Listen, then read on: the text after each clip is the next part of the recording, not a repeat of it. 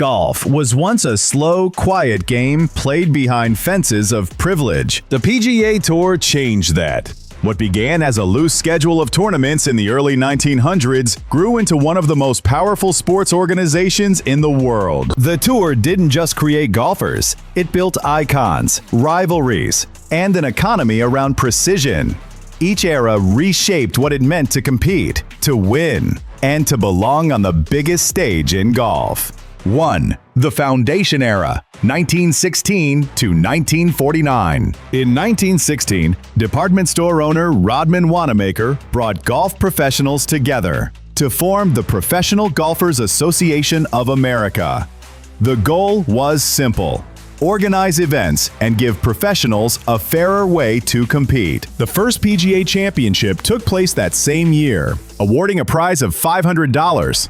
It wasn't much, but it gave golf a center of gravity. From that point, the concept of a tour began to take shape. Through the 1920s and 1930s, golf fought for space in the American sports scene.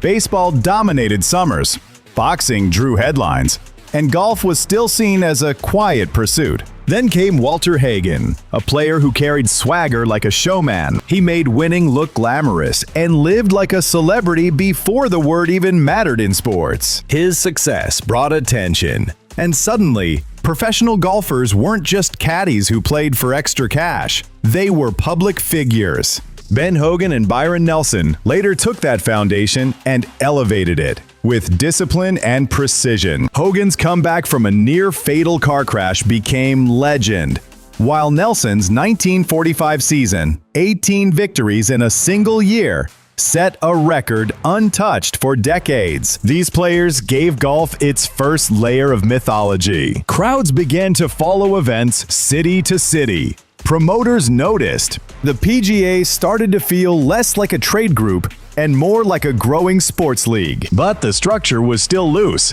Players managed their own travel and expenses, jumping from one event to another with little coordination. Purses were modest, sponsorship was rare, and the media attention remained small. The groundwork, however, was laid. Golf had moved from private clubs into the public eye, and that shift was irreversible. Television and Arnold Palmer era, 1950s to 1960s. The next big transformation came with two inventions: television and Arnold Palmer. By the mid-1950s, sports broadcasts were finding their audience. Baseball and boxing had already proven their reach, but golf presented something new: patience, precision, and tension. Cameras could now follow a ball across landscapes that looked cinematic. Palmer stepped into this frame like a movie star who happened to swing a club. Palmer's appeal wasn't technical, it was emotional. He walked fast, swung hard, and looked like he was fighting the course with everything he had. He made golf look human. Crowds followed him in waves, giving rise to what the media called Arnie's Army. Television turned those crowds into millions at home. Golf broadcasts began to air nationally, and suddenly the PGA Tour wasn't just a series of tournaments, it was a traveling spectacle. At the same time, Jack Nicklaus arrived. His precision and control contrasted Palmer's flair, and together they built one of sport's defining rivalries. Every major tournament felt like a collision between personality and perfection. That drama sold tickets and boosted ratings. Corporate sponsors noticed, and television networks began paying real money for broadcast rights. By the late 1960s, the PGA Tour was no longer just surviving. It was thriving on television. Behind the scenes, players wanted more independence from the PGA of America, which focused mostly on club professionals. Touring players felt their needs were different. In 1968, that tension led to the creation of the Tournament Players Division, the first step toward what would later become the independent PGA Tour. It marked a clean break between local teaching pros and full-time competitive players. From that point, the tour became a professional circuit built for television, sponsorship, and fan engagement. By the end of the decade, golf had its first true superstars, national coverage, and growing prize money. Palmer, Nicklaus, and Gary Player, known as the Big Three, turned golf into a global conversation. They traveled overseas, played exhibitions, and made golf feel international. The modern tour's DNA was taking form. Entertainment, skill, and commercial appeal, all built around personalities that fans could follow. Nicklaus Watson, Norman Power era, 1970s to 1990s. By the 1970s, the PGA Tour had money, television exposure, and structure. What it needed next was scale. The era that followed was defined by rivalries, corporate expansion, and a push to globalize the game. Nicklaus continued to dominate through the mid-70s, but he now had challengers in Tom Watson, Lee Trevino, and Johnny Miller. Each played differently. Trevino's creativity, Watson's nerve, and Miller's precision gave fans new styles to identify with. As golf expanded, so did its economics. Sponsorships grew into multi-million-dollar deals. Prize money multiplied tenfold through the decade. New courses were built across America and around the world, giving the tour more stops and a wider reach. Tournaments like the Players' Championship, launched in 1974, established the tour's own flagship events outside of the traditional majors. These were designed to show that the PGA could control its own destiny, not just depend on outside tournaments like the Masters or US Open. The 1980s saw the rise of players who made golf more athletic and more commercial. Greg Norman brought aggression and global appeal. His style was attacking, confident, and magnetic for sponsors. Seve Ballesteros from Spain added flair and unpredictability. He became Europe's answer to American dominance, leading the charge in Ryder Cup battles that turned from friendly competition to national pride. Golf was no longer an American bubble. It was a worldwide stage. The decade also introduced more technology.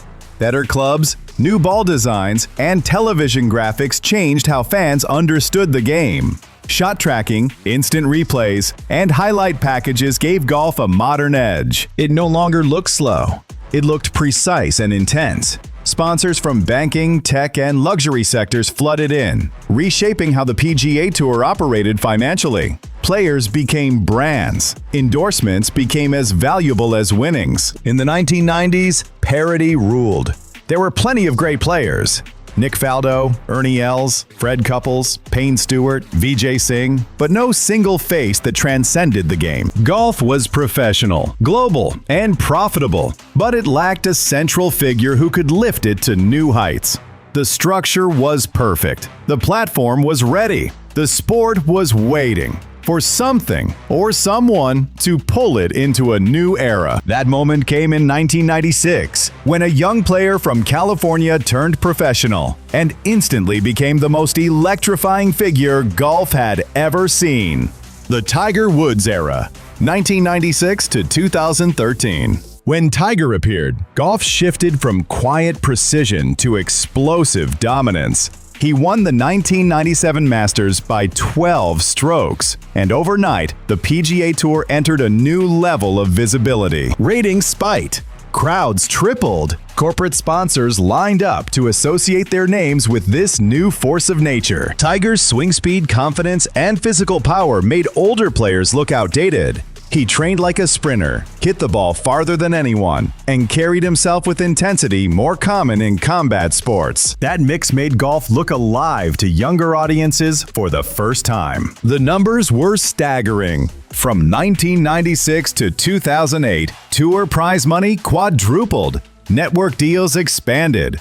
The sports economy surged into the billions. He didn't just win tournaments. He made every event he entered feel like a global broadcast. At the same time, his presence exposed the gap between the elite and everyone else. The Tiger effect turned ordinary players into millionaires simply by showing up in the same field. Attendance rose at every venue. Merchandise sales exploded. Television networks began paying the tour record sums. making golf a year-round staple. The dominance carried through the early 2000s. The Tiger Slam, the duels at Pebble, the Sunday red shirts that became cultural symbols. His precision under pressure redefined mental toughness in sports. Other players started hiring fitness coaches, mental trainers, and data analysts. The entire landscape of preparation evolved because one man set a higher standard. Then came the crash, injuries, surgeries, and a personal scandal that froze everything. Golf, once carried by Tiger's aura, suddenly looked flat without him. Ratings dipped. Sponsors hesitated. The tour had to prove it could stand on its own again. In Tiger's absence, players like Phil Mickelson,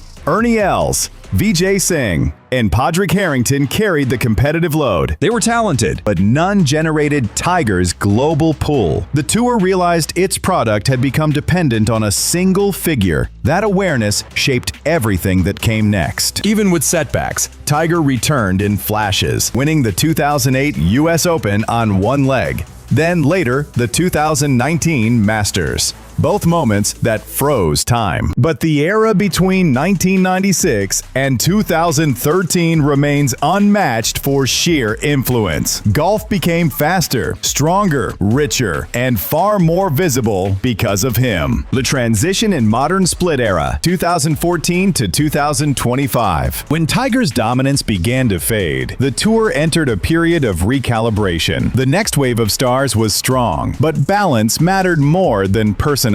Rory McIlroy, Jordan Spieth, Dustin Johnson, and Brooks Koepka all carried stretches of brilliance. Each was marketable, but none defined the sport alone. The PGA Tour wanted to show it could thrive without a single face at the center. Prize money continued to climb. Technology reshaped how the game was played and watched. Shot tracing visuals, swing data, and player mics brought viewers closer to the action. Golf coverage looked cinematic, not traditional. Fans could follow every drive with live stats. The tour was modernizing its presentation, but another storm was building outside its control. In 2021, whispers of a rival league grew louder. Golf coverage looked cinematic, not traditional. Fans could follow every drive with live stats. The tour was modernizing its presentation, but another storm was building outside its control. In 2021, whispers of a rival league grew louder. Funded by massive investment from Saudi Arabia, Live Golf entered the picture, promising players guaranteed contracts, shorter events, and team formats. The tour had never faced a challenge like this. For decades, it was the unquestioned top of professional golf. Live's offers split the ecosystem overnight. Top players had to choose between loyalty and wealth. Dustin Johnson, Brooks Koepka, Cameron Smith, and Phil Mickelson made the leap, taking hundreds of millions in guaranteed money. The PGA Tour responded by raising purses, adding designated events, and introducing new structures to keep its biggest names in-house. For fans, it created chaos and curiosity. Traditionalists saw Live as a threat to golf's integrity. Younger audiences saw it as innovation. The rivalry forced the tour to evolve faster than ever. More money poured into prize funds. Schedules were adjusted for clarity.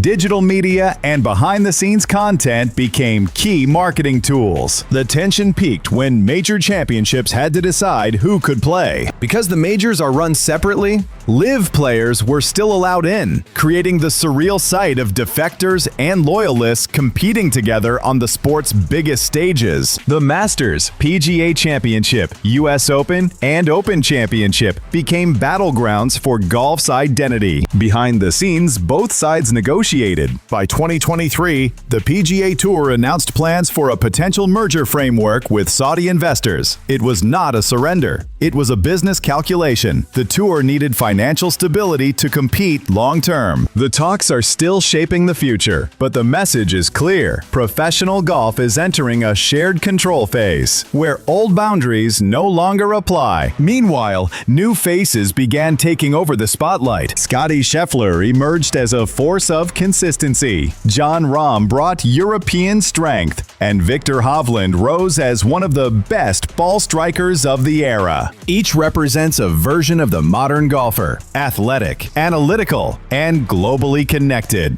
Off the course, the tour embraced digital platforms. Full Swing on Netflix exposed the personalities behind the swings. It made golfers relatable in ways that highlight reels never could. The sport stopped pretending to be polite television and leaned into real human narratives. That shift brought a younger audience who saw golf less as a quiet pastime and more as a high-stakes competition. By 2025, the PGA Tour is still powerful, but it's no longer alone. Live Golf continues to operate with smaller events and huge payouts, while the majors remain the neutral ground that still unites the sport. Fans are watching a live experiment in how tradition and disruption can coexist.